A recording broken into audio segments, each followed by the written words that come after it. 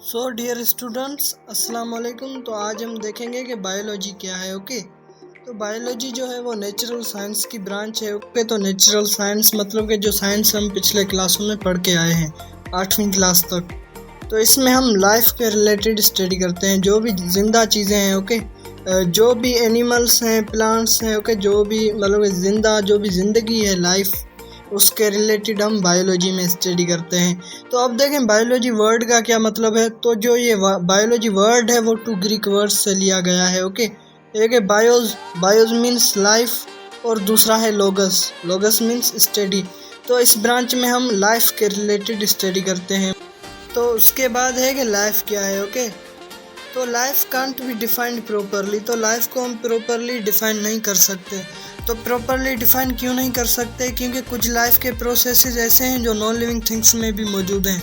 जैसे कि जो वायरस है। ओके, जो कितनी ही बीमारियों का काज है वायरस, वो एक नॉन लिविंग है, लेकिन वो अपने नंबर जो है वो इंक्रीज़ करता है। मतलब कि उससे ज़्यादा वायरस पैदा होते हैं, उनकी जनरेशन बढ़ती है वायरस की। ओके, तो ये प्रॉपर्टी लिविंग थिंग्स में भी है। तो यही एक वजह है जिसकी वजह से हम लाइफ को प्रॉपरली नहीं डिफाइन कर सकते। But on the basis of life processes, तो लाइफ के प्रोसेसेस हैं कुछ। ओके, जिनके बुनियाद पर हम लाइफ को पहचान सकते हैं। ओके, जो नीचे अब वो फंक्शंस हैं वो नीचे दिए गए हैं, तो एक एक करके उन्हें समझते हैं। तो पहला जो फंक्शन है वो है डाइजेशन।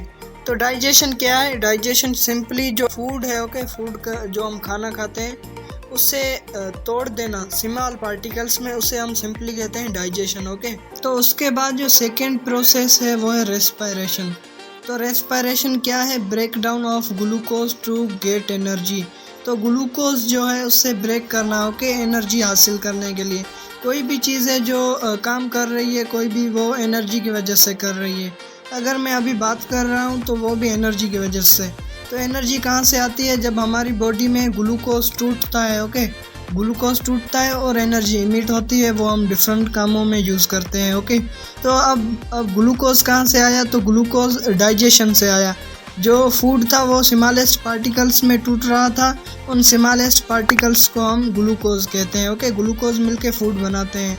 तो यही है रेस्पिरेशन। और दूसरा प्रोसेस जो है वो ब्रीथिंग है, जिसे हम समझते हैं ये भी रेस्पिरेशन है।